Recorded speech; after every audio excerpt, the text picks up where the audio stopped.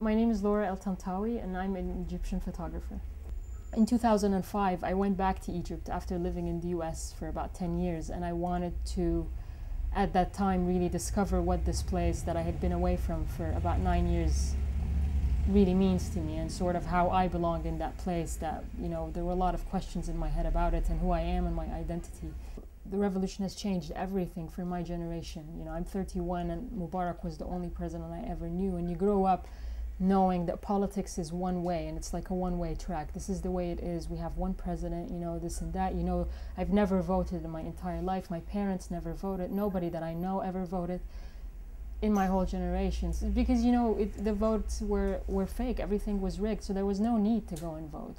You knew that he was going to get 99.9% of the vote anyways. So it was just, so these things, you grew up knowing that in your head. So now, okay, this is a time for change. It's sort of a parallel about me and how I feel about the country, and within that there's the larger context of Egypt in general and what's happening in Egypt. And for me, because I've lived so much of my life outside of Egypt, and I've always felt that strong connection that Egypt is really my home. When people ask me, I always say, yeah, I'm Egyptian, even though I was born in England and I've lived in the US, but this is where I feel connected with the culture, the traditions, obviously the language.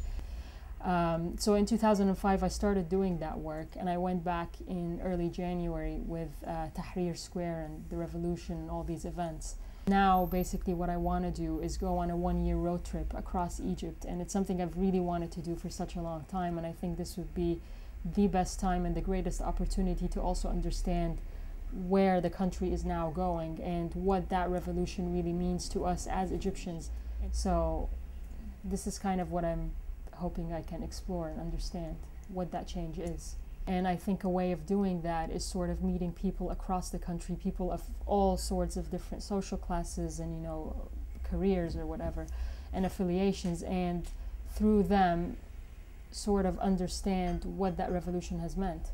Well, initially when things happened in Tunisia, I was like, I'm so jealous because I wish this was Egypt. And then at the time when things started to happen in Egypt, I don't think anybody really expected that January 25th, which was the initial call for protest when people went, I don't think anybody really expected that it was going to be as big as it turned out to be.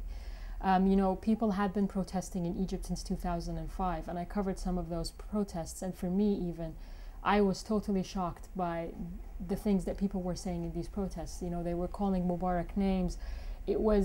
People had already broken sort of a barrier of fear, but I think what we saw on January 25th was ultimately the culmination of that, what started in 2005, and you saw that build-up, and then finally there was that massive explosion.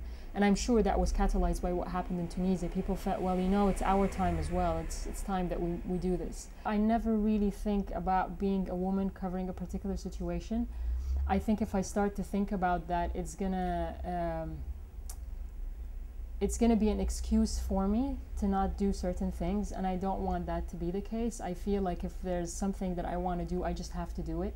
Obviously, it's very intimidating, and obviously when you're working in a culture that, is particularly male-dominated, you really do stick out as a woman, especially a woman with a camera, you do stick out even more.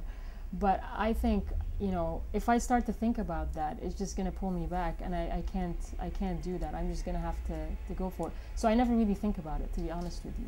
Well, I'm now trying to raise money on Emphasis to do this one-year road trip across Egypt. And the way that Emphasis works is that, whatever money you put in, you get a reward for it. But automatically what everybody gets is they become part of the project, which is something that I'm really excited about. So for example, if you choose to support the work by £10, you automatically become part of the project, and we have a conversation throughout this 1 year. You can tell me, Laura, I read about this article, I think you should be going to this area, or Laura, I really don't like what you're doing, or Laura, are you okay, that kind of thing. But automatically we start to have a dialogue about the project in general. But generally also the work on Egypt was received well. I think people like the fact that, there's an Egyptian doing work about Egypt, especially that, I've been doing the work since 2005, and it's kind of, nobody was really paying much attention to it because people didn't really think anything was going to happen in Egypt. It seemed really stable. But actually for people in Egypt, we knew that it wasn't really stable. a lot of it is really more about ideas that I think can be explained in the context of text and stuff like that. But how do I actually tell how the revolution has changed life for a farmer? You know, I don't, you know, visually, I guess. So it's just going to be an exploration and something I'm really excited about and looking forward to. I'm quite scared about it, but I think it's going to be a really good way for me also to reconnect with the country.